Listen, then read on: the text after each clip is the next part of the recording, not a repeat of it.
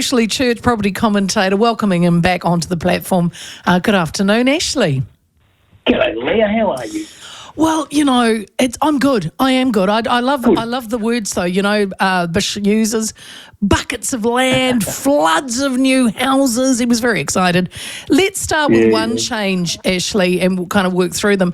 The 24 biggest councils have to make sure there's enough developable land for the next 30 years. Can I start before you do that? Can I just start do that. before you do that? Because there's three important points on which this entire thing's predicated. Oh, God, here we go.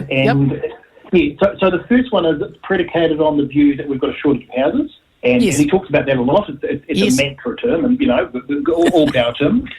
The second one is predicated on the belief that if you, to use the word that you just said before, that if you flood the market with houses, that you will bring the cost of housing down. You'll make houses more affordable. And the third basis on which it's predicated is this idea that councils have made it too difficult for developers to actually supply new housing, and therefore that we need to make it easier.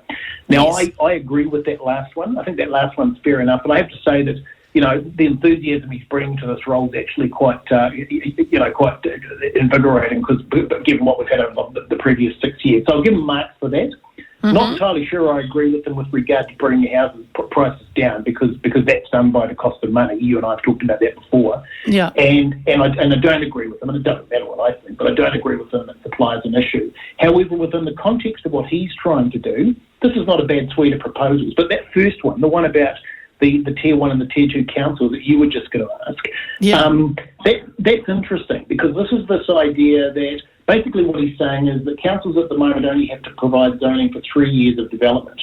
Okay. And most councils keep that pretty close to their chest, which makes it really difficult for developers, because it means that they don't know beyond that 3-year horizon where the opportunities in a city are going to be.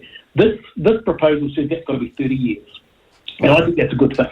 I actually think that's a good thing. I think that's basically an opportunity to give a much broader, longer vision for developers and for people to basically say, this is where the city's going to be in 30 years' time, and so we can actually start to plan on that basis. So that one, that's good. You quite like that. Actually, just got to ask you a quick question. Are we on speaker, or you sound a bit hollow? How's that? Oh, hello, Ashley. Welcome to the show. Hello. We thought we were out in space somewhere. You were up in the attic. Oh, good. No. You sound fantastic. All good. Good stuff. All right, let's look at the new rules requiring cities to be allowed to expand outwards at the urban fringe. Now, what does that mean? Well, this is interesting. This is something that he's been quite fixated on for several years. He's been talking about this idea about the rural-urban boundary. And so this is this idea. So at the moment, and there's some environmental issues with this too. At the moment, this is this idea that cities are constrained by the fact that if you grow beyond a certain... So let's take a city like Hastings. So Hastings has got an urban centre, and that urban centre is relatively well defined, and then it's got a massive, great rural hinterland. And what he's saying is that we should be able to push into that rural hinterland and develop into that area as well. And councils have generally rejected that on the basis that you're using arable land, and that by doing that, you're impacting on the productivity of the nation. Now, it's an interesting debate, and there's points both ways. The problem I've got with it is that the reason Bish is proposing to do this is because he believes that if you do that, that you will bring the price of land within the boundaries of the urban part of the city down, because the rural land's cheaper. The reality is, if you look around the world, exactly the opposite happens. When you start to push into that rural area, it actually pushes the rural value price up. So, I think that will have limited utility. It'll be interesting to see how it works. I understand why he's doing it, but I think in terms of the suite of proposals that he's putting forward, it's probably less likely than some of the other things to have an impact. And also, Ashley, I'm glad you used Hastings, because that's where I grew up, and we lived on there. Yeah. Well, no, it wasn't quite in Flaxmere. The cousins are, but we were on the fringe of Hastings and Havelock North. We'd done well. Oh, you were at the flash end. I was in the flash end, cuz. And so I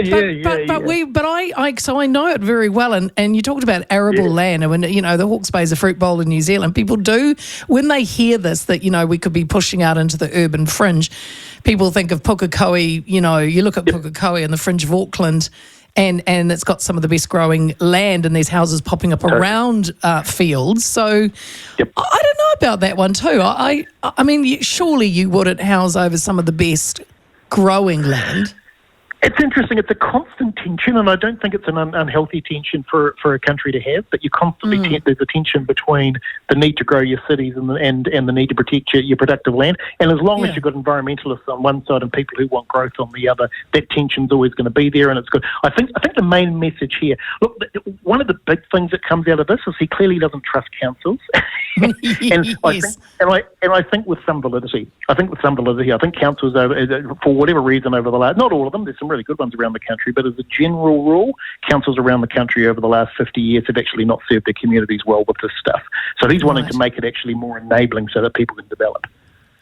What about this one too? This caught my eye. Smaller apartments could be on the way. Minimum size for apartments and the balconies to be abolished. Are we going to end up in 10 metre by 10 metre little hot boxes with no balcony? I don't quite get this That's the downside. So when you look at Auckland and you look at what was developed in the 90s, I mean, those things basically are ghettos now. And this potentially could make that situation even worse. I understand why he's doing it. What he's basically saying is, I think the figure I saw that is the cost of adding a balcony added about $70,000 to the cost of an apartment.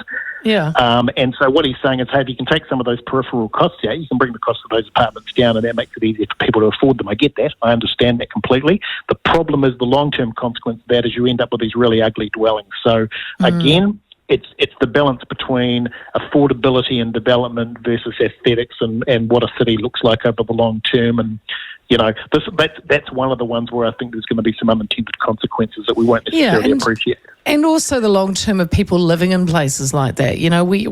Totally. We do need to have a little bit of room to stretch, and if you won't want kids in little places like that. And look, I'm not anti-apartments at all, and I think they can be great living spaces. But I don't know, when I thought smaller apartments on the way, you can just. They'll be, I don't know. They might not be that tiny, but they probably will be.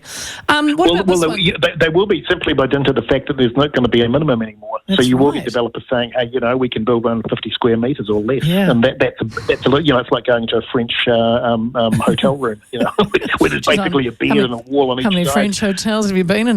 No, like New York. You can barely open the bloody door without hitting the bed. Yeah. But you're in New York. New rules requiring councils to enable mixed-use developments in our cities. For example, is this what they're talking about, like dairies and cafes to operate anywhere within urban areas? I think so. I had a look at this, and I think you're right. I think that's what that's referring to. It's this idea that rather than constraining your retail development and your commercial development to specific areas of the city, which councils have been notorious for doing for decades, it's about basically saying that your commercial and your retail development should follow your residential development, and councils need to be much more enabling. Again, I can see his reasons for doing that. You get cafes and things that develop where people want to live. The downside of it is that you start to cannibalise your retail centres. So, you end up with cities that are already struggling in terms of their retail spaces with even more competition. Competition, by the way, shouldn't be a reason against development. And I think that's probably where this has been problematic in the past, where you've had councils who've said, hey, that's going to be tough on the local retailers in the main street, so we're not going to allow it. I just think it's a question of how far you go with that.